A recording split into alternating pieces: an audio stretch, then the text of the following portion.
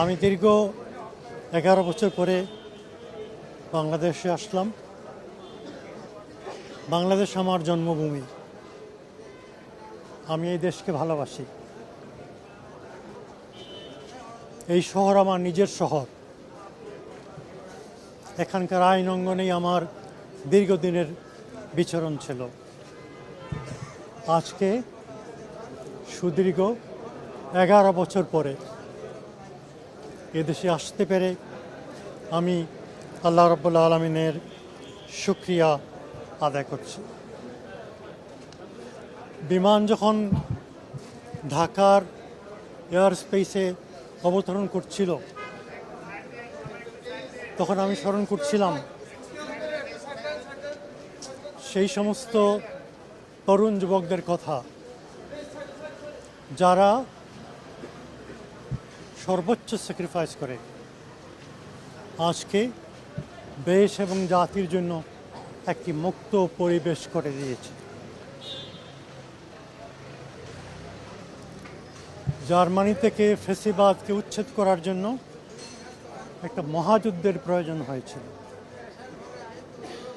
সেই মহাযুদ্ধে তদানীন্তন 3টি বৃহৎ শক্তি আমেরিকা, সোভিয়েত ইউনিয়ন এবং ব্রিটেন 5 বছর যুদ্ধ করতে হয়েছে।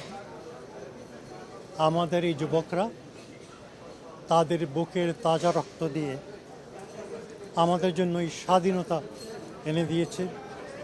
আজকের এই দিনে আমরা তাদেরকে শ্রদ্ধা ভরে স্বীকার করছি।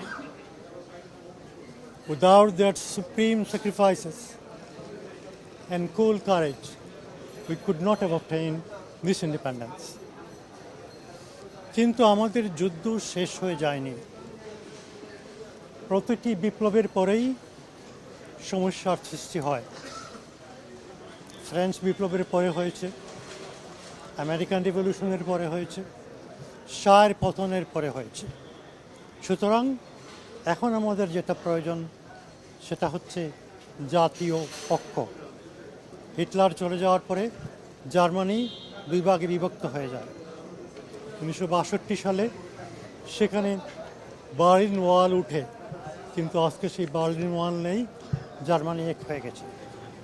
আমাদের আগামী দিনও যথেষ্ট কঠিন কাজ আমাদের করতে হবে, কিন্তু জাতীয় ঐক্য যদি আমাদের থাকে, 3টা বিষয়ে যদি জাতি একমত হতে পারে। 1 নম্বর হচ্ছে স্বাধীনতা, সার্বভৌমত্ব। 2 নম্বরে হচ্ছে গণতন্ত্র, আর 3 নম্বরে হচ্ছে অর্থনৈতিক উন্নয়ন। তাহলে ইনশাআল্লাহ বাংলাদেশ একটি সুখী, সমৃদ্ধশালী, কল্যাণ রাষ্ট্রে পরিণত হবে। একটা কথা বলেই শেষ করছি। 1757 সালে ব্রিটিশ যখন এই দেশে আসে তখন বাংলাদেশ ছিল দুনিয়ার সবচেয়ে সমৃদ্ধশালী দেশ। পার্টিকুলারলি বিগত সরকার এই দেশের সব কিছু ধ্বংস করে দিয়েছে। সুতরাং আমাদের সবাইকে ঐক্যবদ্ধ থাকতে হবে। আমি একজন আইনজীবী, I M A courtroom barrister. 1980 সালে আমি ব্যারিস্টার হই।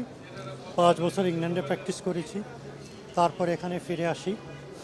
অনেক ইম্পর্টেন্ট কেস আমি করেছি। আমার অনেক জুনিয়র এখানে আছেন। ইটিভির কেস, পাবলিক সেফটি অ্যাক্ট, এই সমস্তের মাধ্যমে আইনের অঙ্গনে আমি আমার কন্ট্রিবিউশন রেখেছি। আমি আইনের অঙ্গনে আমার কন্ট্রিবিউশন রাখার চেষ্টা করব। আইনের শাসন একটি অতি বড় জিনিস। বাংলাদেশে যদি আমরা আইনের শাসন প্রতিষ্ঠিত করতে পারি তাহলে আমাদের রাজনীতি সফল হবে, অর্থনৈতিক উন্নতি হবে। সুতরাং আইন অঙ্গনেই আমার বিচরণ, আইন অঙ্গনেই আমি থাকব।